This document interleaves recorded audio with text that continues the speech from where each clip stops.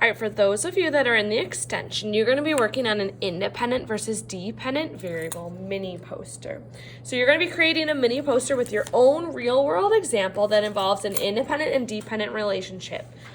So we don't want you using the examples that are given in class, which I'm going to show in a couple seconds here.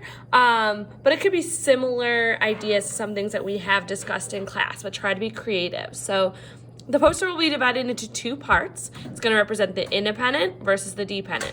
At the bottom of the poster, you're going to be writing a sentence that describes the independent and dependent variables in your real world example.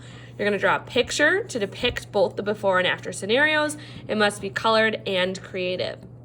So there's a list things of here that needs to be included.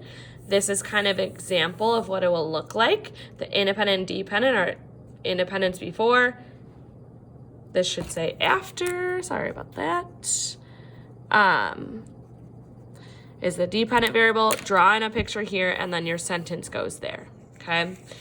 So you're going to be picking up just a blank sheet like this to fill in. Here are a couple examples. Okay. So let's start with this. Example 1, the independent variable is the number of books sold. Dependent is the money that is earned. We've got pictures here depicting it, and then the sentence, the amount of money earned, the bookstore earns, depends on the number of books sold. A second example here. Independent variable is the number of days that you've worked out. The dependent variable is the amount of muscle that is gained.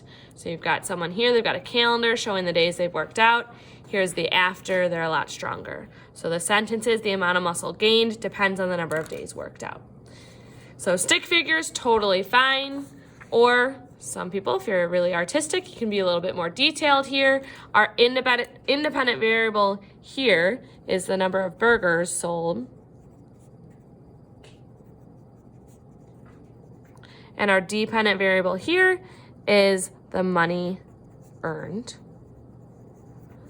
So the amount of money McDonald's earns depends on the number of burgers they sell.